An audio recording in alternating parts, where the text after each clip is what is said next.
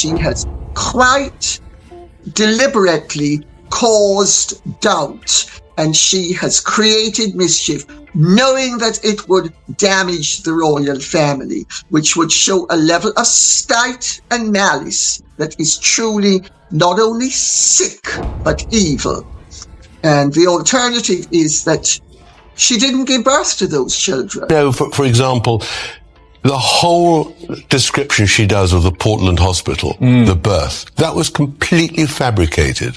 We all know the first interview was given to CBS. We all know that she never intended to go to the Portland hospital. She intended to have the baby at home. We know that they deceived the public about the birth data and time of the whole event.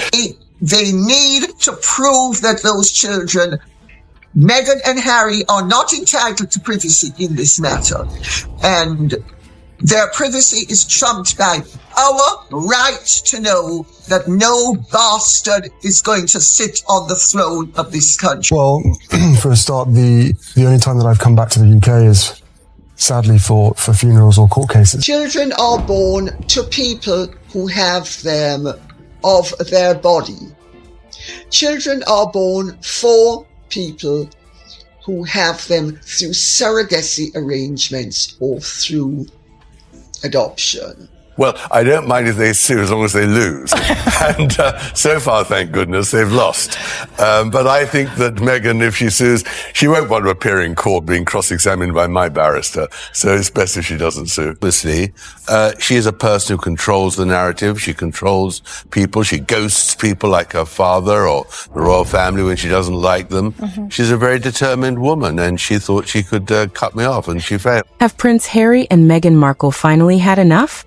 Because if the rumors coming out of Crown City are even half true, this could be the legal showdown that changes everything. For years, the internet has been obsessed with one question, one rumor, one controversy that simply refuses to die. Every time people thought the story was over, it came roaring back louder than before. Commentators debated it. Bloggers dissected it. Social media practically turned it into a full-time job. But now things may have gone from online gossip to courtroom warfare. According to explosive reports circulating across multiple media outlets, Prince Harry has allegedly filed a lawsuit against two of his most outspoken critics, Tom Bower and Lady Colin Campbell. And the reason? DNA test allegations that have fueled speculation, controversy, and endless debate for years. But here's where things get interesting. Why now? Why after years of interviews, books, podcasts, documentaries, panel discussions, anonymous sources, leaked claims, and enough conspiracy theories to fill an entire streaming platform? What suddenly changed? Did Tom Bower uncover something new? Did Lady Colin Campbell go too far this time? Or is Prince Harry preparing a legal counterattack designed to silence critics once and for all? And if a lawsuit has really been filed, what happens next? Will secret documents emerge? Will witnesses be called? Will private family matters suddenly become public record? Or could this entire battle unleash a chain reaction that nobody saw coming? Because tonight, we're diving into the claims, the accusations, the alleged legal threats, the mysterious sources, and the growing controversy surrounding one of the most talked about disputes in recent royal history. Buckle up. This story gets stranger, messier, and far more dramatic than anyone expected. The news broke at exactly 3:17 a.m. Crown City time. And for a moment, even the most aggressive gossip accounts on the internet didn't believe it.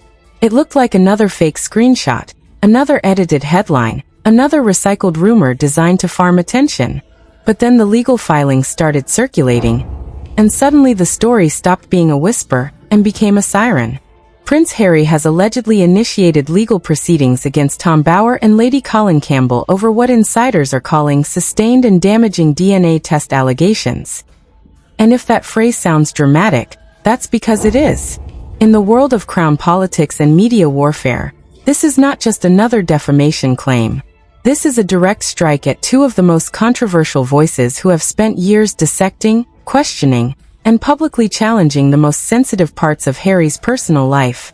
For years, Tom Bower has built his reputation as the so-called investigative biographer, who claims to dig where others refuse to look. His supporters call him fearless. His critics call him reckless. And somewhere in between sits a long trail of interviews, books, and public appearances where he has repeatedly hinted at inconsistencies, hidden details, and unexplained gaps in the official narrative surrounding the royal household. Lady Colin Campbell, on the other hand, has positioned herself as the aristocratic commentator who says what others allegedly whisper behind closed doors. Known for her sharp tone and even sharper interpretations, she has never hesitated to step into controversy. Whether on broadcast panels or private interviews that later go viral, she has consistently raised questions that ignite immediate backlash from royal supporters and legal experts alike. Together, the two have formed an unlikely but powerful media storm. And for years, Prince Harry and Meghan Markle have mostly responded with silence, occasionally issuing carefully worded statements dismissing claims as baseless speculation. But silence, as it turns out, has a limit. According to sources close to the situation, what triggered the lawsuit was not a single statement, but what is being described as a coordinated escalation. Over the past several months, both Tom Bower and Lady Colin Campbell allegedly made repeated references to DNA testing, hereditary legitimacy, and private medical records in ways that palace insiders claim crossed from commentary into accusation. At first, it was subtle. A suggestion here, a question there, a carefully phrased line in a book that raised eyebrows but avoided direct claims. Then it intensified. Podcast appearances began framing the issue as an unanswered question. Online discussions amplified it. Clips went viral. And soon, the narrative took on a life of its own. What makes this situation even more explosive is the timing. Prince Harry and Meghan Markle had recently been attempting what royal analysts described as a soft rebranding phase, focusing on privacy, family stability, and stepping back from public confrontation. The expectation inside Crown circles was simple. The storm was fading. Instead, it escalated. Insiders claim the final breaking point came after a recent broadcast where Lady Colin Campbell allegedly referenced unresolved biological questions that the public has a right to examine, a statement that quickly spread across social platforms and was interpreted by many as a direct challenge to the legitimacy of long-standing assumptions about the royal lineage. Within hours, hashtags began trending. Commentators split into two camps. One side demanded transparency and accused the royal household of overreaction. The other condemned what they saw as a deliberate attempt to drag private children into public controversy for entertainment and profit. Behind closed doors, according to unnamed sources, the reaction inside Kensington Palace was described as controlled fury. Not loud, not public, but deeply strategic. Legal teams were reportedly instructed to compile months of material, including transcripts, publications, and broadcast segments linked to both Tom Bower and Lady Colin Campbell. And now, that preparation has allegedly culminated in formal legal action. The lawsuit itself, while not fully public in detail, is said to revolve around claims of sustained defamation, invasion of privacy, and what legal advisors are reportedly calling reputational destabilization through speculative biological assertions. In simpler terms, the allegation is that repeated public discussion of DNA testing and lineage questions has gone beyond commentary and entered the territory of personal harm. But as expected, neither Tom Bower nor Lady Colin Campbell have backed down. Within hours of the news breaking, Tom Bower posted a brief but pointed message suggesting he welcomes discovery and transparency in court, a statement many interpreted as a signal that he intends to fight the case aggressively rather than settle quietly. Lady Colin Campbell, meanwhile, issued no formal response but was later quoted by associates as saying she stands by every question she has ever raised. And that is where the tension now sits. A legal battle forming on one side, defiant commentary on the other, and a public caught somewhere in between, once again forced into a story that refuses to stay contained. What makes this different from previous disputes is not just the subject matter, but the shift in tone. For years, this was framed as media speculation. Now it is framed as legal confrontation. And that changes everything. Because once a case like this enters the courtroom system, it is no longer controlled by commentary, documentaries, or public opinion threads. It becomes evidence, testimony, cross-examination, and discovery. Every statement made publicly can potentially be examined in detail. Every claim may require substantiation. Every allegation may be challenged, and that is exactly why observers are calling this one of the most consequential media-related lawsuits in recent Crown history. Still, even as legal analysts begin to dissect possible outcomes, one major question remains unanswered. Why did Tom Bower and Lady Colin Campbell continue pushing a narrative that had already generated years of controversy? Was it conviction? Was it commercial incentive? Or was it simply the nature of modern media, where controversy is not just content, but currency? Whatever the answer, the consequences are now real. Because Prince Harry is no longer responding with statements. He is responding with law. And as Crown City wakes up to the unfolding headlines, one thing becomes increasingly clear. This is no longer just a story about rumors, commentary, or speculation. It has officially entered the stage where every word may have a price. The moment the lawsuit became public knowledge, the entire Crown City media ecosystem shifted into overdrive. News desks that had been asleep minutes earlier were suddenly flooded with alerts. Commentary channels refreshed legal databases. Social media analysts began pulling old clips, old quotes, and old interviews, searching for anything that could either support or dismantle the claims now sitting at the center of the storm. But inside Crown Crescent Palace, according to insiders, the mood was not chaos. It was calculation. Because once Prince Harry had made the decision to move forward legally against Tom Bower and Lady Colin Campbell, the objective was no longer public persuasion. It was legal pressure. Structured, documented, controlled. Every step allegedly taken after that point was designed not for headlines, but for courtrooms. And that distinction is important, because it explains why the next phase of the story unfolded very differently from the public's expectations. Most people expected immediate counterstatements, explosive interviews, a digital war of narratives. Instead, there was silence. Strategic, deliberate silence from the royal side. And in that silence, Tom Bower and Lady Colin Campbell became the loudest voices in the room. Tom Bower appeared on a late-night broadcast within hours of the lawsuit report circulating. He did not deny the existence of legal action. In fact, he leaned into it.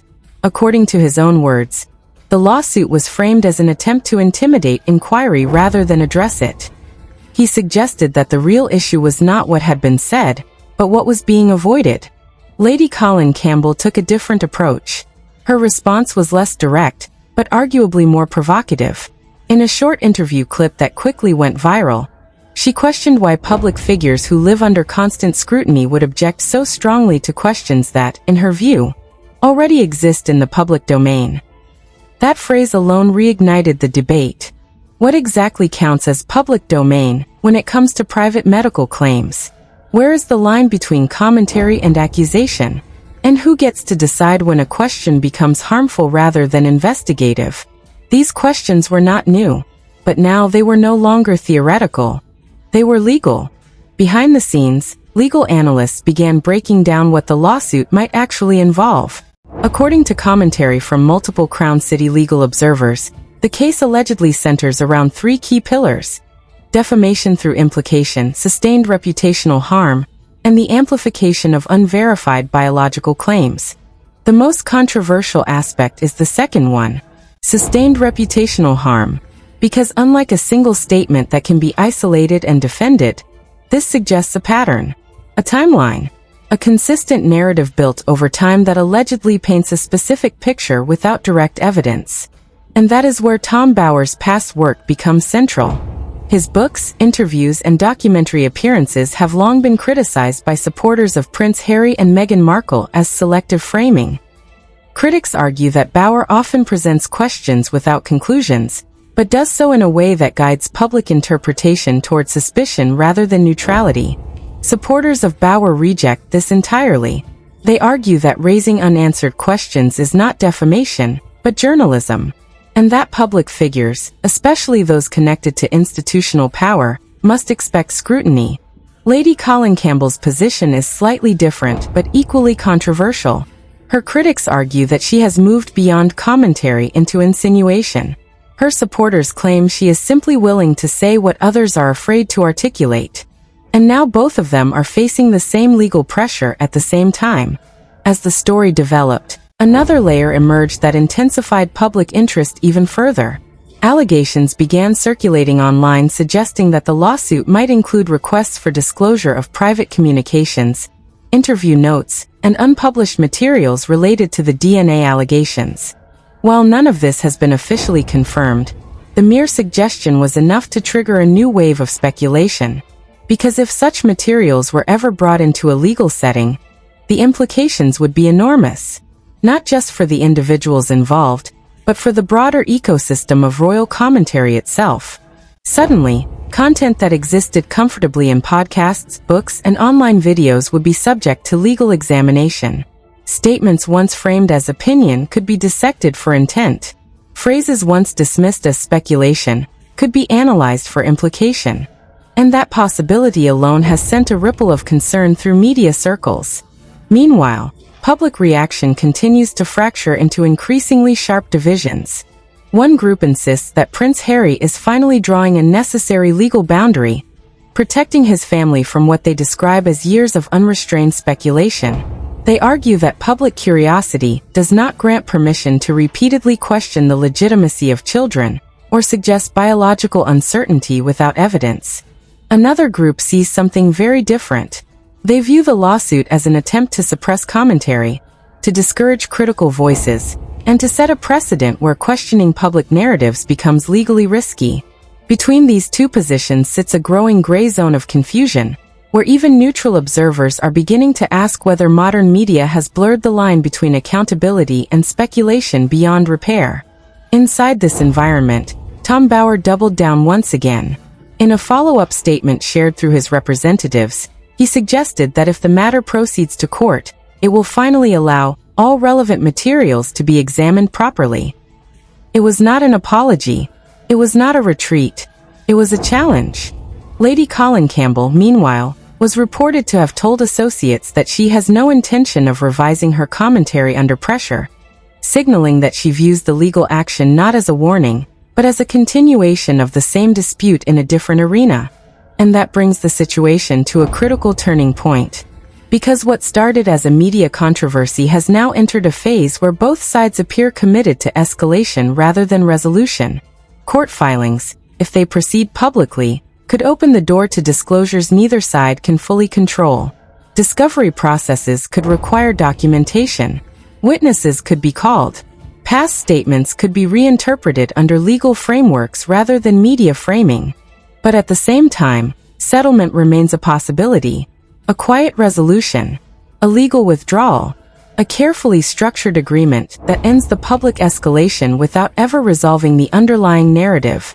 At this stage, however, there is no indication that either side is moving toward compromise. And that uncertainty is exactly what is fueling the intensity of the public reaction. Because this is no longer just about what was said in books or interviews. It is about what happens when commentary meets consequence. And as Crown City watches the legal storm build momentum, one thing becomes increasingly clear.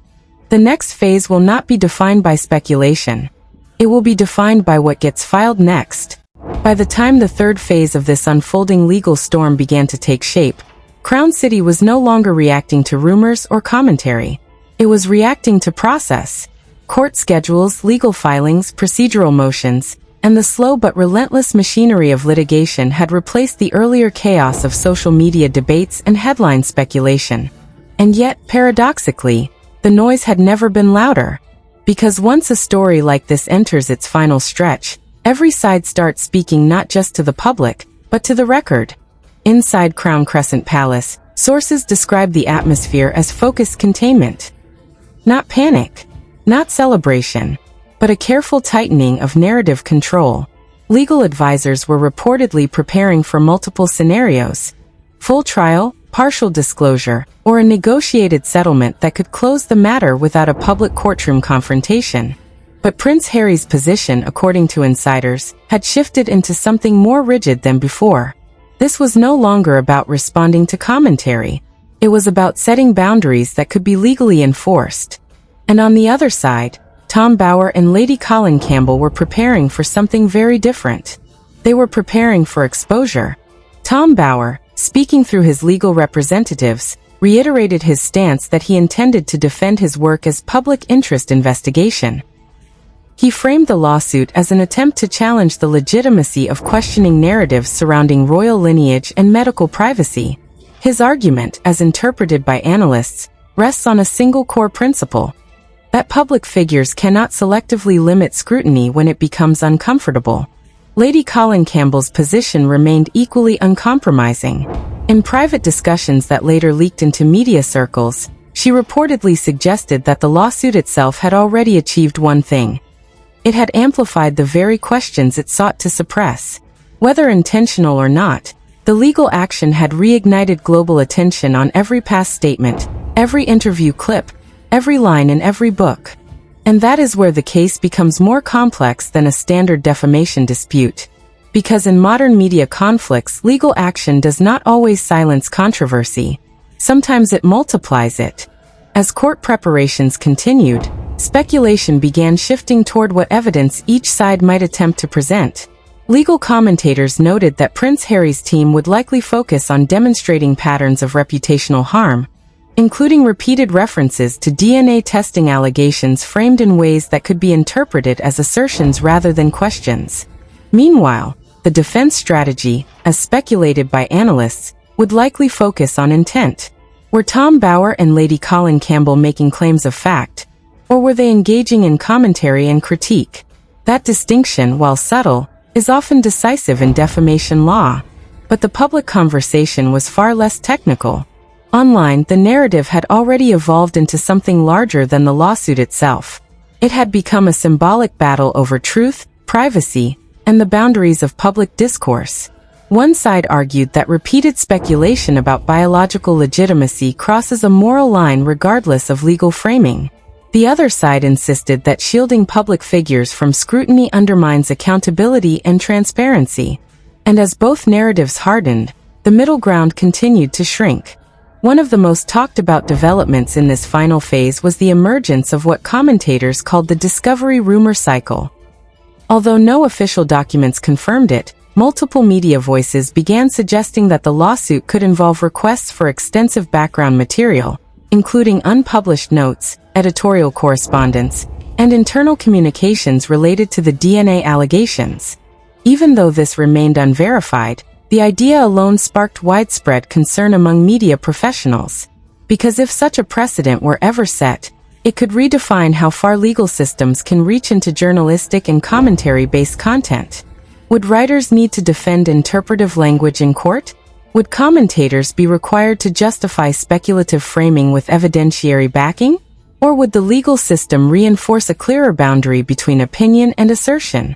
These questions, once abstract, suddenly felt immediate.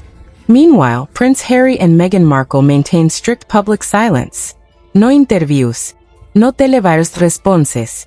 No reactive statements to individual claims. Their communication strategy remained consistent. Let the legal process speak. That silence, however, became its own narrative. Supporters interpreted it as discipline. Critics interpreted it as avoidance. And commentators filled the gap with increasingly elaborate theories about what might or might not be proven in court. Tom Bauer, in contrast, continued to engage publicly, albeit carefully. He emphasized transparency, investigative integrity, and the importance of allowing uncomfortable questions to exist in public discourse. He did not retract previous claims, but he also avoided introducing new direct allegations, a shift some analysts interpreted as legal caution rather than retreat. Lady Colin Campbell remained even more enigmatic. Her public appearances decreased, but her influence in commentary circles did not. Clips of her previous statements resurfaced repeatedly, often stripped of context and repackaged into viral discussions that kept her central to the narrative without requiring her active participation. As the legal confrontation intensified, attention also turned to the broader consequences for royal media culture. Analysts began asking whether this lawsuit represented a turning point, not just for Harry, but for all public figures who exist at the intersection of private life and public commentary. Because if the court sides with Harry, it could signal that sustained speculative commentary about personal lineage carries significant legal risk. But if Bauer and Campbell succeed in defending their position, it could reinforce a broad protective space for investigative commentary, even when it touches sensitive personal subjects. Either outcome carries long-term implications, and that uncertainty is what makes this case so closely watched.